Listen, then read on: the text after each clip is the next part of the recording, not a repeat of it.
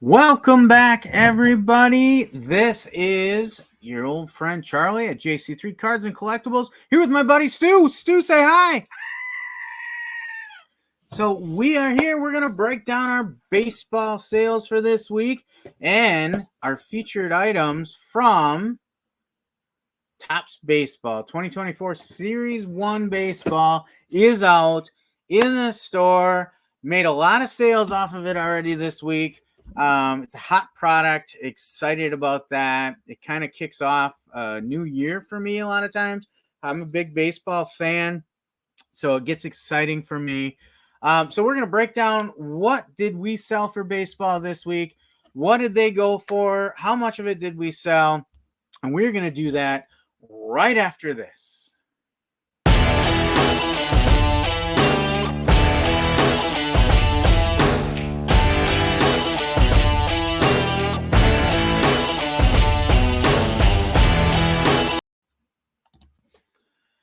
Welcome back, everybody. We are ready to dive into our baseball sales for the week.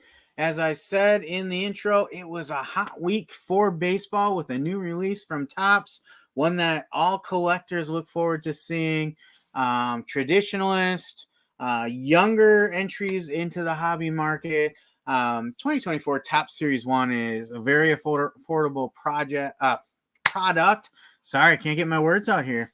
But it is meant to be, well, that's why they call it the flagship, right? This is a product for everybody. Prospect hunters, rookie hunters, set collectors, kids, adults, everybody has something they can find that they like in the Topps 2024 set. I am actually, I even though mostly I am looking to resale cards, I actually got the collecting bug again, and I picked out an insert set from Topps 2024 Series 1, and I am going to be collecting the Blueprint, Superstar Blueprint inserts this year. I've got a few of them started, got a few on the way already, but I want to get a complete set. Every year, I want to kind of find something that catches my eye. I guess for me, the collecting piece is a lot about eye appeal, because they're cards I want to put up in my card room that I think look cool. So I've talked before. Right now I have what the heck is it, 2021 or 2022 Topps Chrome Cityscapes. So it's got key players from and the skyline behind them of players from that city. I've got the complete insert set of that. And now I'd like to do these Superstar Blueprints. So the first one I pulled out of the box was Julio Rodriguez. I just think it's a really cool concept. They're blue cards. I kind of have an affinity to blue. The cards are actually similar to the color on my hat. So to me, they just got that eye appeal for me, and the thought behind them registered with me. So I want to collect those, and I'll find a way to present them in my card room. I'm not sure if I'll have them up on card stands on a shelf, or if it's something I would want to put together into kind of a screw down display plaque or something. I don't know. We'll see when I get them all. As I think about the room I have to figure out what's the best way for me to do that. They're not going to be high-end dollar cards. They're going to be pretty common inserts, but just fun for me. And that's what this all needs too. It can't all just be business. I highly recommend you find a little piece of fun in this business as well. And for me, that is picking out a random insert set or something now and then to just collect. That's how I got started. I was a collector first, a reseller second. And a little piece of me still likes to do that. And as a collector, I was kind of a completionist, right? I was always trying to get the entire flagship set, chasing every card in that set, or at least the base sets first. And then I would pick a couple insert sets that I try and get. And then I have on occasion tried to collect a rainbow of a player or two. But I like to be collecting something to drive me to go out and chase after. It's just part of the fun of the hobby. So I highly recommend you have something similar. But enough about me. Let's dig into those baseball sales for this week. I've got them ready to go here. First, a quick overview. What did we sell for this week? If you watch the overview for the week, you've seen this chart before. Really, three big hitters for the week in the sport category: baseball, football, and auto racing. And today we're focusing on baseball here. That was the number one seller this week, and not all that surprising with 2024 flagship coming out. Um, 31% of all our sports sales were in the baseball category. So, really a strong week for baseball. If we dig into what made that up, I can show you all of the baseball cards that we sold this week.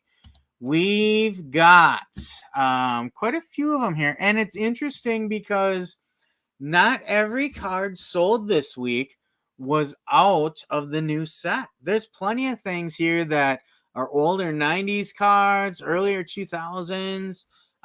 They're kind of all over the board. Even some, I think some of these things, the oldest ones are probably early 90s, right? 93, 1990. Yeah. So didn't quite get into any 80s cards this last week, but I was a little surprised. Yes.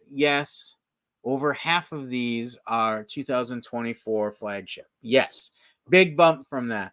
But what's nice is people come into your store looking for the hot new product, and then they start looking around at other stuff too. And maybe the card they wanted out of the new flagship wasn't there, but then they started looking around and got a different item. So it's really interesting how the sales continue to spread around.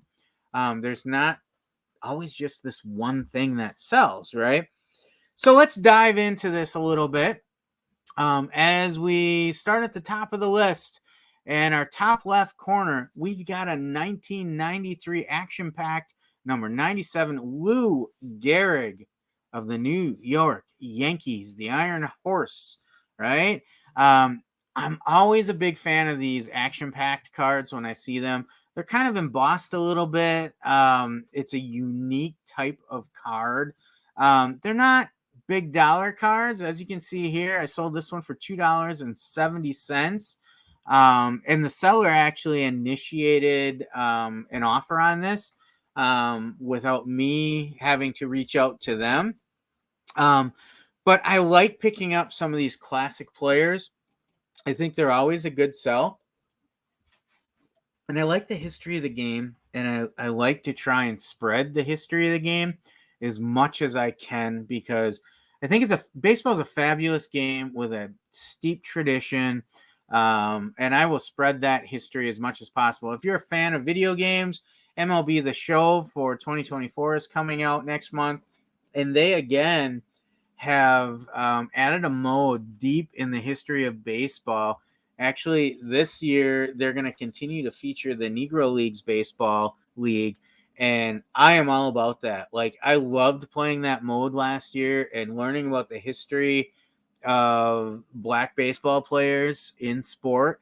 Learning things like about Hank Aaron. I did not know that he was a star in the Negro Leagues before he went to the major leagues. After Jackie, of course, Jackie Robinson. But it makes you wonder then, if they were playing in the major leagues the whole time, what would the records really look like? Because they shattered records even with a limited amount of time in Major League Baseball. So I love the history of the game. I love sharing little things like that. And I think cards are a way to do that. If you follow me a lot, I even sell a set called the Washington Chronicles that just tells you different things about George Washington and his life. Heck, last week on our show, we talked about selling a Betty Washington card, a card of his sister. I didn't know his sister's name was Betty. You just have to have an appreciation of history if you're a baseball fan, I think, because there are so many things that have happened in this game that you just look back at and say, wow. So Lou Gehrig, first one on the list this week. Moving on. Next up, we have a 2011 Topps update. Jose Altuve rookie card with the Houston Astros. That's in our top right corner. I can call that out right here.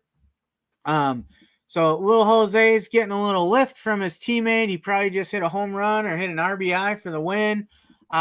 Really nice classic rookie card. I think it's nice and clean versus, today's refractors and things like that. I was able to sell that for $20 even. I had been asking a little more for that for a while. I think it was asking originally 35 or 39. And I eventually came down. I just felt like it was time to move that one along. Up next, 2003 Topps Bazooka Joe San Francisco Giants card. You can see that over here in the middle of the left-hand column. You got Bazooka Joe with his eye patch there. He's carrying some heavy lumber, heading up to the plate for the San Francisco Giants. This isn't even an official Major League Baseball player. It's just a Bazooka Joe comic advertising character showing the logos for the Giants. So it just goes to show that baseball cards are iconic. Certainly Bazooka Joe is an iconic bubblegum. Many of us remember from our childhood. They still make it today. But I remember I would buy those as a kid just looking for the comics in them all the time. Like that was the thing to do. Not the best gum in the world. It tasted good for about 60 seconds. And then I think your jaw typically got a little sore from chewing it. But that didn't stop us from getting it when we saw it. We wanted to look at that comic in there. And when you tie it in with baseball, that's just a win for everybody. Up next after that, we've got a 1990 Topps Coins, Don Mattingly, Donnie Baseball of the New York Yankees. So this is a little metallic coin.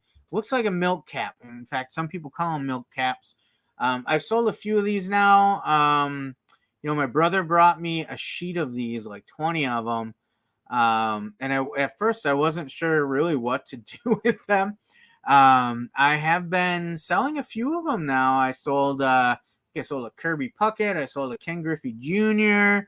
I think I sold a Paul Molitor or Robin Yount out of that set. I still got a handful of them left, but it was nice to see another one go here with Donnie Baseball, and I sold that for $2.75. Up next, we've got a multi-card sale. So this was a lot that I sold. 2023 Topps Bowman Platinum Top Prospects Miscuts lot. I sold this as a 10-card lot. And I only sold it for $1.25. And you're probably saying, well, heck, how could you make money on that at $1.25? It had to cost you, nearly $1 just for postage. And then you've got your purchase cost of the cards, and then you've got your shipping expenses for your envelope and your packaging, all that stuff. And you're right. I did lose a little bit of money on this one. This, I would call this a research sale. If you watch the Dollar Box Live with me and Adam from the Dollar Box on Wednesday nights, you will probably remember this conversation from last week. I talked about this. So I opened up a blaster box of Bowman Platinum. It's a Bowman Platinum. It doesn't get a lot of respect, but it's a nice little value brand. The cards look sharp. You can see one of them right there. It's got a refractor-like finish on it. It's just a nice card for not a lot of money. They put a lot of prospects in it. And I opened this particular one up, and there were a ton of miscuts in there. I took 10 of them here, and I put them in a lot because I got some advice that miscuts, there's a group of people that look for them. Here's an example of some of these Bowman Platinums. You can see a little bit of that refractor finish, but these are more miscuts that I have. You can see on the border there. Let's see, that would be, the right border. My right, probably your left. But opposite side I'm holding it from, you can see there's about a 1/4 inch of a miscut on the border there. And I've got a bunch of them. Here's 4. I've got 4 more in this card saver here. So I had listed a lot out there. Actually, I think I first listed them as singles. Yeah. I listed them as singles for a month or two, and nothing really happened. And I was like, oh boy, I don't know if these are gonna sell. And then I was actually in some conversations about, well, yeah, the miscuts probably sell better in vintage, not so much in ultra modern stuff like this. So then I pulled down those singles listings and I put them into a lot. I don't remember what I was asking for, maybe $3 for the 10 cards, something like that. And that still didn't sell. So then finally I said, all right, I'm gonna put it out on auction, and that's gonna tell me two things. I started with a 99-cent bid. Actually, no, I think the $1.25 was my opening bid because I knew that I would have to pay 88 cents postage because with a group of 10 cards, you're gonna have 2 ounces. I would have that 30-cent final fixed listing fee, and not listing fee, but fixed eBay fee, whatever you want to call it. And then there was going to be that variable listing percentage that comes off the top as well. So 88, 98, $1.18 plus that variable, which was going to be probably another 10 to 15 cents, right? So I figured $1.25 ensures that at most, I lose some pennies on the transaction, and then I just have the cost of the cards from the blaster, which on a per card basis, I don't know what it's at now, maybe 20 cents, something like that. It's a pretty affordable set. Did I lose a couple bucks on this? I sure did. But in return, I learned that, hey, there are buyers for it, but they're not going to pay that much. And I think the advice of others is correct that it's a better market for vintage cards than ultra modern. So now my question is, what am I going to do with I think I have 8 or 9 more miscuts here. What am I going to do with those? Do I put out another auction and just get rid of them? Do I put them in a 10-cent box for the next card show? Do I just toss them and get rid of them? I've got to make a decision on that. But in order to help me with that decision, I do have some sales exposure on one transaction to tell me, well, people want those. They just don't want to pay much for them. And I can understand why.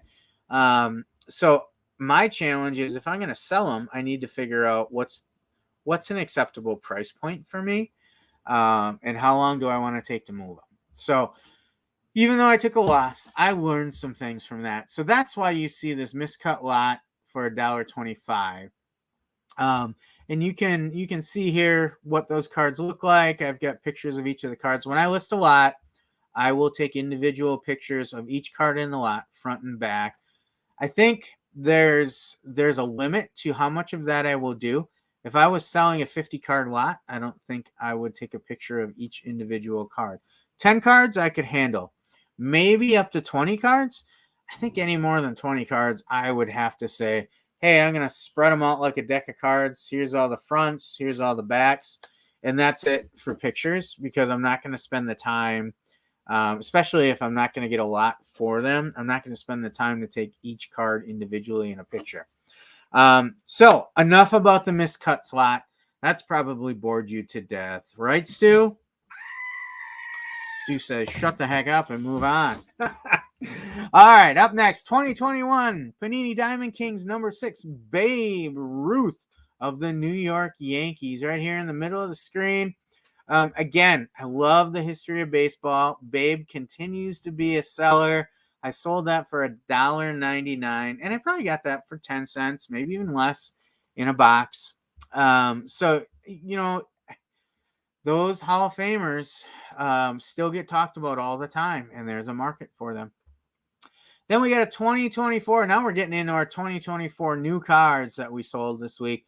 2024 Top Series 1 Gold Parallel, numbered out of 2024, of Spencer Torkelson of the Detroit Tigers. You see it right here.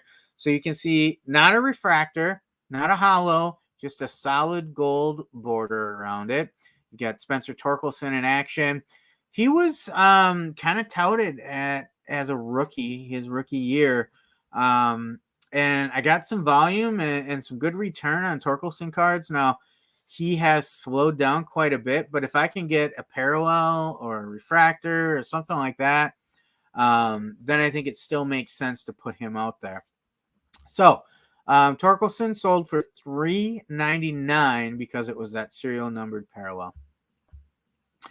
Then we had an insert hit with Major League Material, Carlos Correa of the Minnesota Twins. You can see that here in the right-hand column.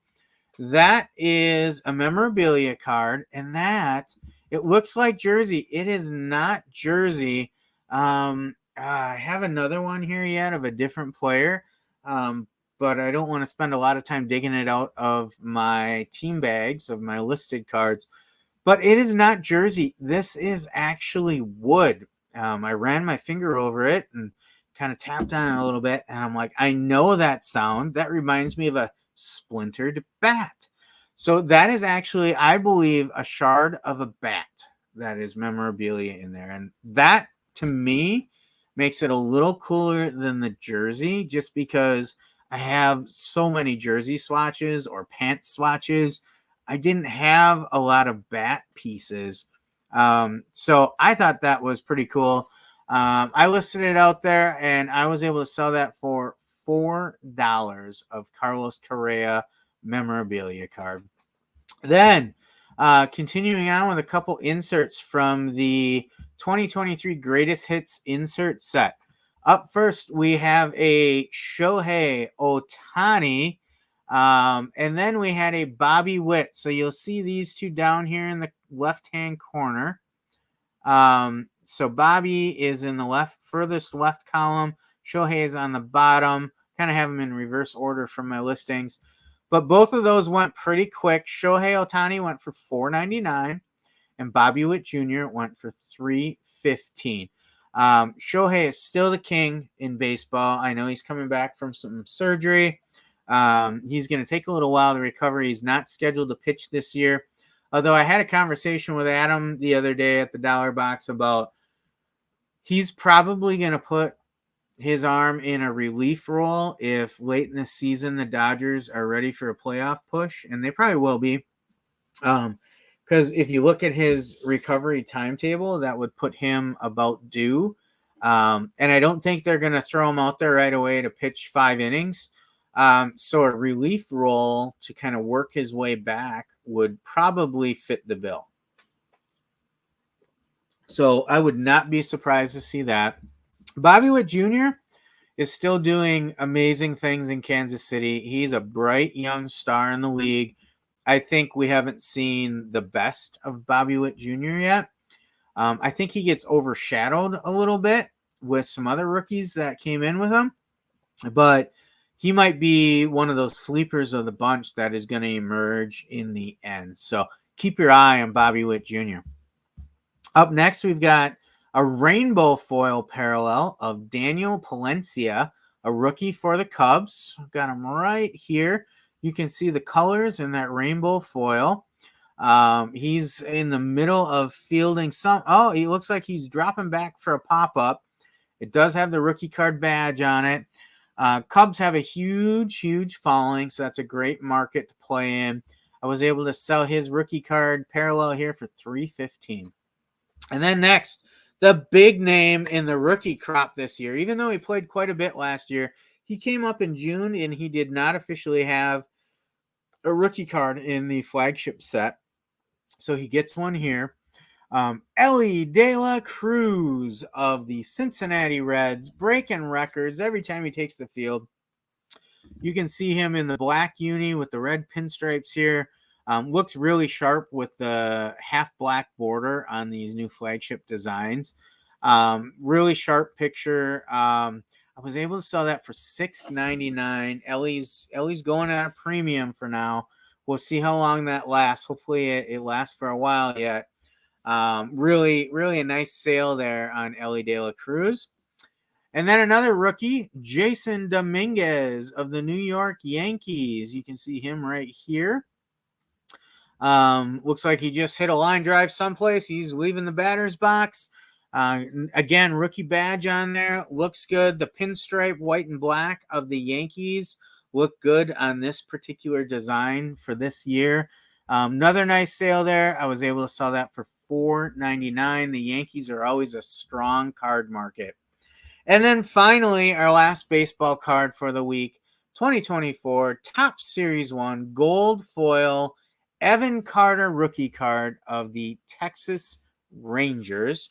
And this is the serial numbered gold foil. Let me backtrack on that. I don't know if the gold foil, the gold foil is not serial numbered. The gold bordered, like Spencer Torkelson here, is serial numbered.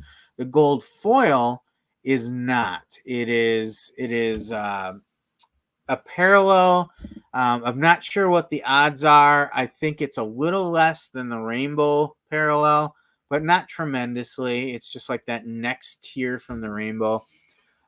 This one surprised me a bit. I did not know the market for Evan Carter was so strong. I made this sale for $30 even. I think I had him listed out there for 35 or 39. I was seeing the comps on that one, and this is why I do think there is some value in looking at comps, even when you're a low-end reseller. There are some surprises out there. I could have gone to a card show and seen this card in a box. Would I have picked it up if it was in a 10-cent box or a quarter box? Maybe, maybe not. I probably wouldn't have bought it as a dollar box item because it wasn't a player that I was familiar with, and clearly I should have been. And the gold foil is not all that rare. And even being a rookie, not that rare, but the market was hot for this guy right now. So check your cards. If you've got an Evan Carter, if you're picking up the Topps flagship this year, pick up those Evan Carters. You can get a nice return on those. $30 on that gold foil parallel rookie card is a nice sale. Actually, looking through it here, you can see that was the highest priced item of the week for me, with Jose Altuve's rookie card coming in about $10 less. So you really have to build on that opening day, release day, media cycle, with all that extra attention. Everybody's looking to get that, be one of the first ones. Maybe this Evan Carter, maybe people are looking to get those graded. I personally would be looking more for the serial numbered parallels. But that's the great thing about this market too, is that there is something for everyone. Every price point, every hobbyist out there has something different they can look for. So that is all of our baseball sales for the week. A pretty nice collection of cards, and we got one of those Topps coins as well. Really had a fun week with baseball, both ripping that hobby box, getting those listings out there, and then going through these sales, negotiating through some of those. Lots of excitement this week. Hoping it continues on as the baseball season gets started here in the next week or two, with spring training games. Actually, I think later this week, like Wednesday maybe, is the first spring training game. I know it's before the week is over, but I'm not 100% sure which day this week it starts. But we're going to be going full stream baseball here pretty quick. People will be streaming all their games on MLB's app, and I often listen to the play-by-play on the audio feeds of the MLB app. That's what I like to do. A lot of times while I'm working, I can at least put an earbud in and listen to it. I can't really watch games at work. But exciting time for baseball fans this week. New release, new season starting up. What more can you ask for? So I hope you enjoyed our baseball sales for the week. Coming up next, if you watch our series of videos, we're going to be having our football videos, and you should see them right up here. We'll show our football video for you for an easy access. If you want to continue in the series, take a look at that. Other than that, I think that's it for us for baseball this week. This is me and the Stewmeister saying